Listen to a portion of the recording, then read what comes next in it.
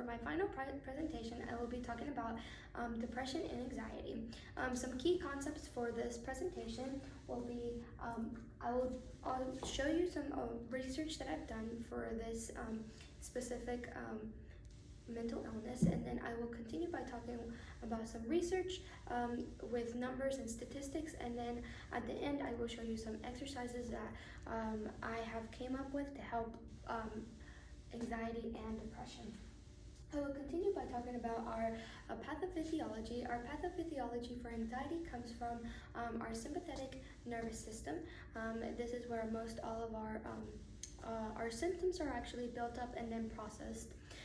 For depression, one of the causes is environmental causes, but also could be genetically caused. And then for both of them, they both trigger from stressful events and also from traumatizing events. It's also more commonly that if a person has anxiety, they will most likely also have depression. Some risk factors for both of anxiety and depression. We have environmental factors, also some stress also is a factor for both of them. Family history is also a risk factor, as well as psychological factors. Next, we will talk about our scope. For scope, depression is normally actually treated by with medicine and medication, but also different types of psychotherapy, and it even could be mood stabilizers that can help you. For anxiety, a lot of the treatment is also some medicine, medical medicine, and then as well as therapy. So next, a little bit of statistics is that for our Gen Zs, which are ages from 18 to 22, these students or these people actually have a higher level of feeling lonely and actually even depressed. Another thing is that 60% of the U.S. students actually feel that they are depressed and stressed, but also this can cause from self-injured causes and even suicide. This is all coming from the American College of Association.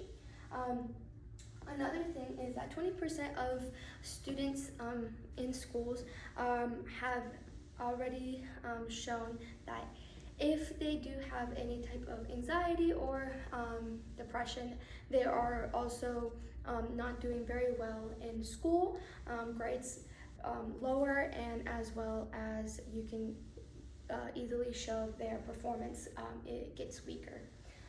Another thing is that at least 40 million adults in the U.S. Ages 18 and older have already been diagnosed with depression and anxiety, and this is actually each year. Only 36.6 is actually treated, and that's really sad to talk about. So we will continue. This is our exercises.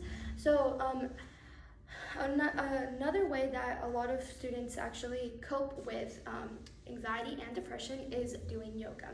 Yoga is actually a type of meditation that relaxes the body and relaxes the mind. So I will be teaching you a little bit of positions that I have came up that are really easy for students and adults to do. So we're gonna go ahead and start with what we call our Warrior 2, which is actually a position that lets the diaphragm have a little bit more air and helps you breathe.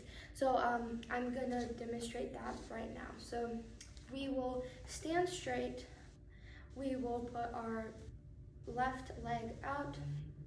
Normally, this also helps balance, so I will scoot this way, and then you will put your arms up and bend your knees. by just bending your knee that is out.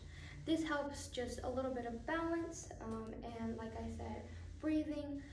This is really easy to do as well at home.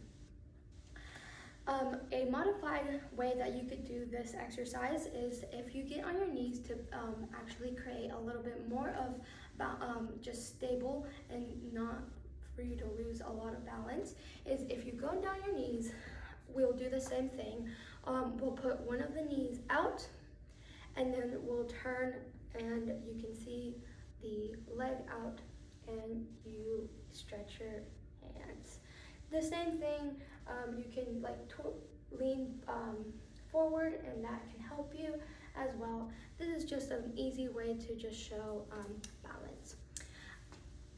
Now, if that is really too easy for you, then we can continue by doing what we call our Warrior 3. So I will continue. It's the same way. We start the same way. We will stretch out our legs, bending that leg right there, putting our arms up. I'm actually going to scoot this way. We're going to bend our knees, and then once you get to a good place where you feel like you're balanced enough, you can actually tilt and lift up your leg. And then you can straighten up your arms, and that is also a way that you can show a little bit more of your muscles. This actually helps more for your abs as well, so it's really nice workout kind of thing. So if you have any questions, please let me know, and thank you. This was Emmy, and I'm glad that you